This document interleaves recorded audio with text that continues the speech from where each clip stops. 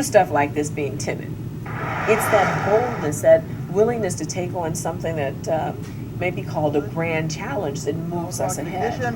And liftoff of Endeavour on America's 50th space shuttle flight. Hello, my name is Dr. Mae Jemison.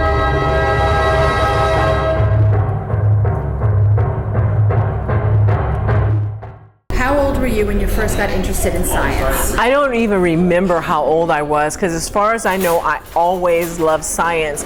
And it showed up from helping, my older sister and brother in their science project, making mud pies and seeing how long it took to dry, how to mix the mud, all those kind of things, to declaring when I was a kindergarten, when my teacher asked everybody what did they want to be when they grow up, I said, I want to be a scientist. Some of the most interesting projects you've worked on? So I think the project that I'm working on now is probably the most interesting one I've worked on. So yes, I was an astronaut, which was really cool, and I had cool experiments that I worked on. Just going on the shuttle was really great.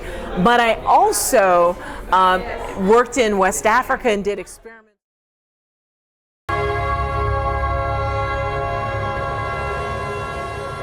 My name is John Lance. I was formerly the audio supervisor at KHOU Channel 11, and I've been a freelance audio engineer since 2008. Very early on when I went to college, I always had enjoyed media. I really wanted to be a musician, and I think most sound guys are frustrated musicians.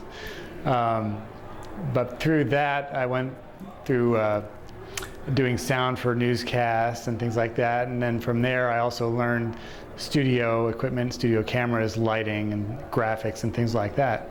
So that was new to me, and I liked it all. And once I was hooked, there was no going back. Hi. There you go. How are you guys doing? My name is Eric Freed. I'm a lieutenant with the Baytown Police Department. I currently supervise the Investigations Division and the SWAT team. How did you get started in your career? At the age of 16, I had an interest in law enforcement, just for movies and things like that. And I was on vacation in Durango, Colorado, with some cousins, and I happened to tell one of my cousins that I was interested in being a police officer one day. I was obviously too young to do it at the time, but she said, you know what, I went to school with a man who is now a police officer in Durango, Colorado, where we were. And she made a phone call to him, and by noon the next day, we had arranged for me to actually get into the police car with him so that I could ride along and see what he did. And I did that. And during the ride along, we chased a guy that ran from us on a bicycle. The officer ended up fighting somebody because he was trying to arrest the man for drugs, and they're rolling around on the ground. We got into a vehicle pursuit, and he wrote a lot of paperwork also. So it really opened my eyes and made it interesting for me. So as I got older, I took some classes on how to be a jailer, because at a younger age you can work inside of a correctional facility and get experience working with people in that area. And I did that until I was 20, when I went to the police academy and started working as a police officer by the time I was 21. I'm 40 now. I'm old, not really, and I'm really enjoying what I'm doing. The SWAT team is a collateral assignment, which means it's something that we do on the side. At Baytown PD, it is a part-time job for any police officer that is interested. You have to be on the department for at least 2 years and have a good work product. As the commander, one of the things I look for is somebody who's energetic, that goes out and excels in what they're already doing. And when we have an opening on the team, which is rare because it's such a good assignment, there is a physical fitness test that they have to pass, a 1.5 mile run, push-ups, sit-ups, an obstacle course, a shooting evaluation, and then the team as a whole looks at this person and evaluates whether or not this is somebody that they can work with, that they can gel with, and ultimately they are accepted or not. And when they're accepted, they're sent to a basic SWAT school where they go through 6 days of very intense training. And once they pass that, they are given their little SWAT pin for their uniform shirt, and they're officially part of the team. They then have to attend SWAT training twice a month, 8 hours a day. And we also do a week-long training session, which is 40 hours. It's very intense. We do a lot of physical activity, a lot of shooting, a lot of teamwork, and the reason for that is there are people in our community sometimes that have really bad days, shoot at each other, like to go in their house and hide from the police, and it's our job to go and fish them out safely. This is Brandon Rosenbaum. I'm a mobile developer for Rockfish Interactive. I went to Gentry Junior High, and then I went to Sterling High School. I took the Intro to Computer Programming class, and just some of the calculus classes that I took, since there's a lot of math involved in my job. I went to Texas Tech University. I majored in computer science, and I also got a minor in mathematics. Right now I specialize in developing mobile apps specifically for Android. I worked at a few places. The first one was Overwatch Systems, which is a government contractor, and Thermopylae, which is another government contractor. And then right now I currently work at Rockfish Interactive, and we're a digital ad agency. What are some of the most interesting projects that you can tell us about, talk about? When I was at when I was at Overwatch, we had a mobile app that we were developing to help the soldiers with. And basically it was to allow the soldiers to see vital information on their phone while they're out in battle, and also allow them to sort of take notes with it and stuff. So various cool things like that, just to kind of help augment the missions that they were on. So that's one of the coolest things I've worked on. What do you like most about your career? Mostly I like creating stuff. I've always done it since I was a kid when I was building with Legos or Connects or whatever, and I've kind of translated that into software.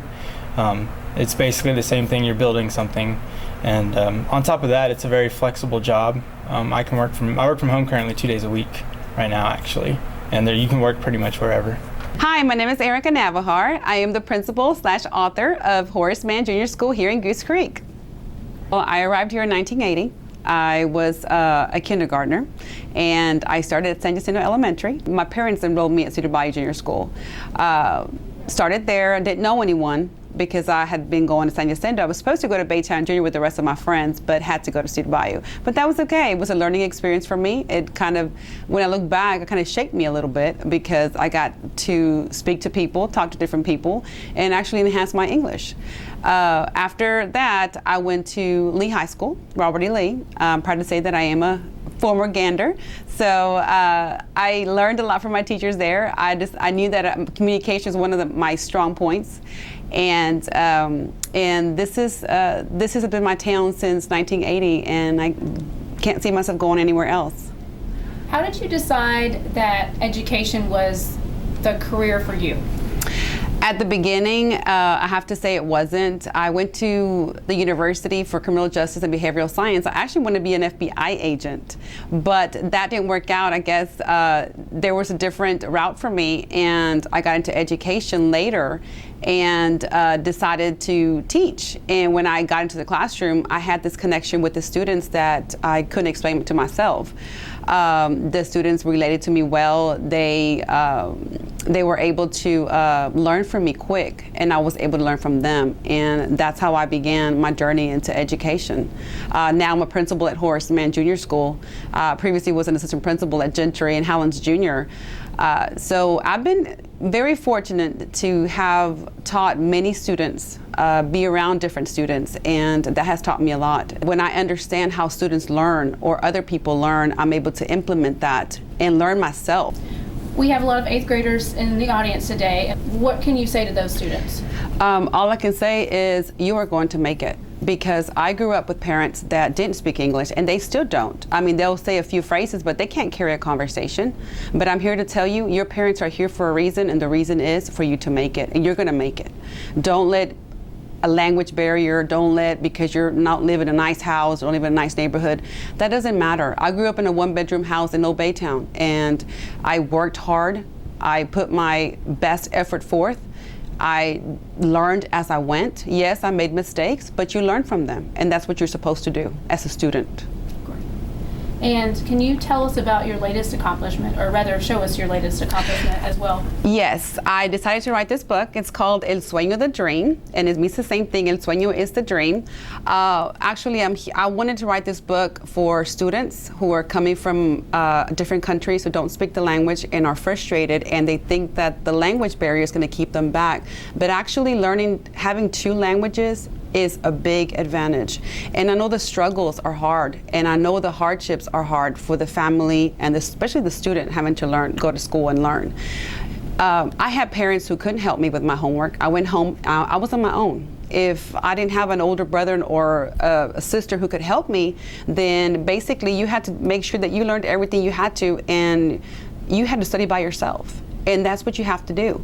But your parents are here for a reason. For a reason is the dream to make it better. This is a land of opportunity, and it really is. But you have to take that opportunity and actually hold on to it and don't let it go. So this accomplishment is from my mom. My mom is the one who pushed me. When I was 8 years old, I started translating for my parents everywhere we went. I even went with my dad to buy a car at 8 years old. Don't know much about buying a car, but I had to translate for my parents. So it's those kind of experiences that you have to hold on to. Yes, it's frustrating. You have to translate all the time for your parents, but at the end, it was a blessing for me. I'm Dr. Shannon Popovich, one of the assistant professors of anesthesiology at MD Anderson Cancer Center. So, I was going to tell you a little bit about how I got into anesthesiology and medicine in general. When I was in high school, I always wanted to be a doctor. I wanted to model my life after my family physician, who I thought was the wonderful doctor in person. But I didn't have anyone in my family that was in medicine or even had gone to college. So I had joined HOSA, which was a health club, health occupations club in high school, and they set us up with mentors. My mentor was a cardiologist in Houston who invited me out to his home and his practice. I was able to bring my parents with me, and we had dinner with his family. He told me about his job and his career. He let me follow him through a day in the life of his clinic duties and his hospital rounds, and he made a huge impact on my life. He told me that anyone could be a doctor, anyone could go into medicine, you just had to have the drive and determination to do so. And you had to want to spend your time caring for other people and putting others before yourself. He gave me the courage I needed to pursue a field in medicine and a career in medicine. Hi, I'm Fredrik. I'm a high school senior, and I'm in a dual credit program.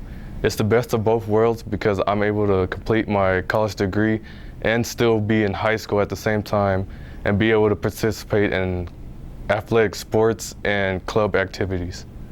I'm going for a process technology.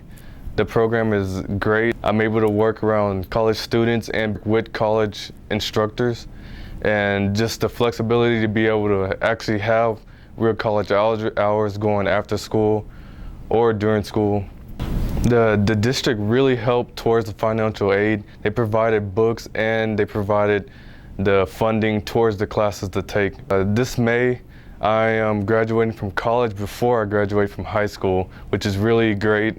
I have applied for Exxon internship program, Chevron internship program, and Bayer internship program.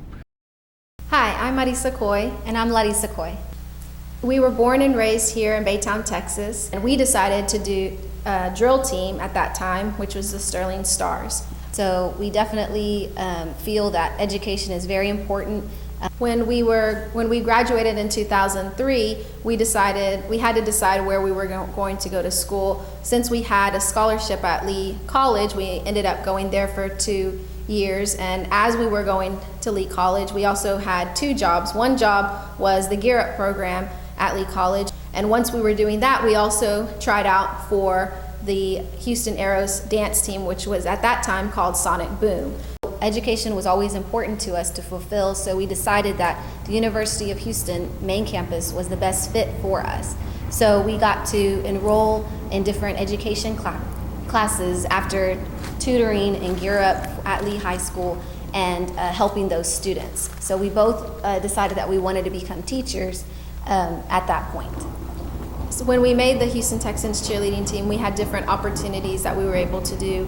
We were able to be featured in their magazine they did for cheerleading at the time. We had our uniform picture as well as our glamour shot picture. We actually are the first set of twins for the Houston Texans cheerleading team, so we made history. We had different appearances that we would make. There's a minimum of 40 appearances that you have to make as a cheerleader per year. And here in Baytown, when the academy opened, we were able to do an appearance with J.J. Watt.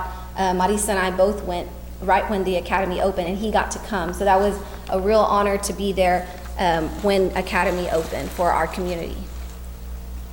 We know you have big decisions to make as 8th graders to prepare for your high school careers, so we want to make sure that you look at everything that you can. You only have one shot, so make that shot the best you can. Dream big, go for all your goals, accomplish them. It's going to take hard work and determination, but we know that it is possible.